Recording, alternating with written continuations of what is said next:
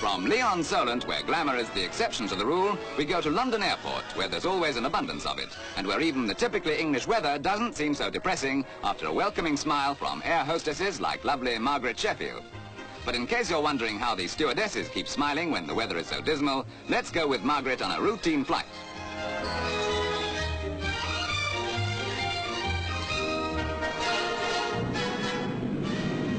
A rain-swept London one day, and the next, the sun-drenched islands of the West Indies with their incomparably lovely landscapes. This, then, is Trinidad. But captivating though it is in its own right, for 2 days in the year, this serenity is transformed into a vivid blaze of colour by the annual Carnival, which, although not an official holiday, plays such a great part in the lives of the people that the rest of the year is spent preparing for it.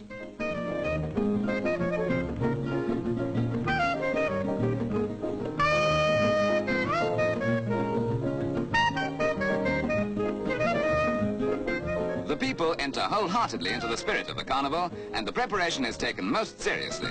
Great secrecy being maintained, for example, over the wonderful costumes to be worn. The money for this, collected from individuals and paid into a common fund, sometimes represents several months' hard-earned wages. By the way, the marches and calypso accompaniment to the procession are provided by the rhythm of the now famous steel bands, specially made for the occasion.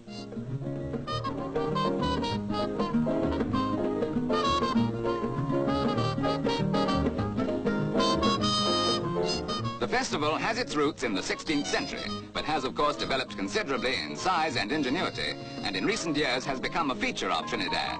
Inhabitants of the neighboring islands, as well as tourists from the United States, flying over especially for the carnival.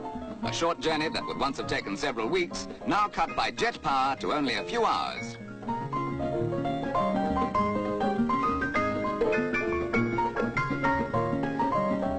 At the airport, Margaret meets her friend from another line, Betty Lou Fisher, and after a change out of uniform, they're off to the carnival.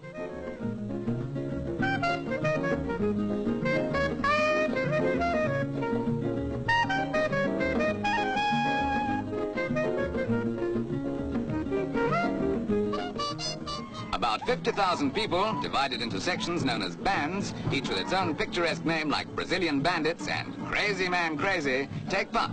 The bands vary in size from 1,500 people to ingenious individuals like Betty Lou and Margaret, although of course they haven't had time to prepare proper costumes. As you can imagine, the cost is fabulous. The material used in the Glory of Greece band with 611 people alone included 700 sheets of aluminium for the armor, 3,000 yards of velvet, and 600 yards of satin.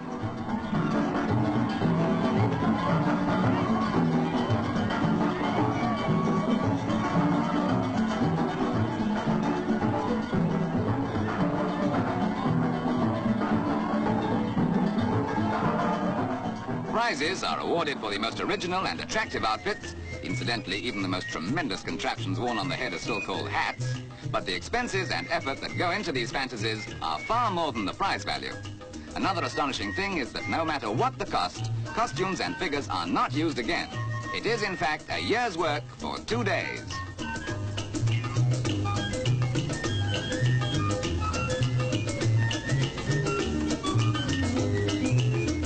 Every type of subject and theme, both real and imaginary, is depicted by the bands, each rivaling the next in originality, ingenuity, and color spectacle, while just as color conscious, the crowd dress as vividly as they can.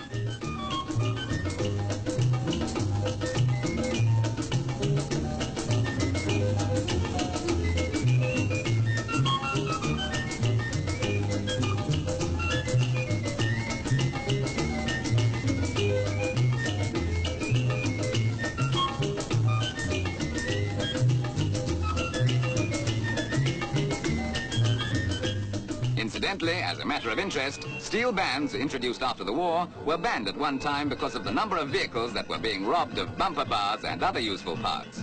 Fortunately, today they're not, and for mile after mile, the procession takes 4 hours to pass a given point, these happy people dance on to their intoxicating rhythm.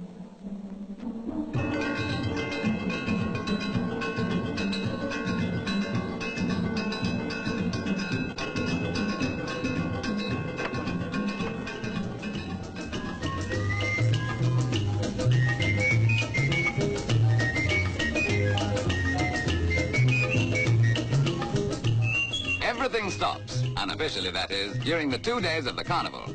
Shops close and workers take time off to watch or, when possible, take part in the long-awaited festival. For at this time, personal interests are forgotten. Everyone gives their all for the privilege of sharing this experience. Typical of the unquenchable spirit that makes the Trinidad Carnival an unforgettable occasion.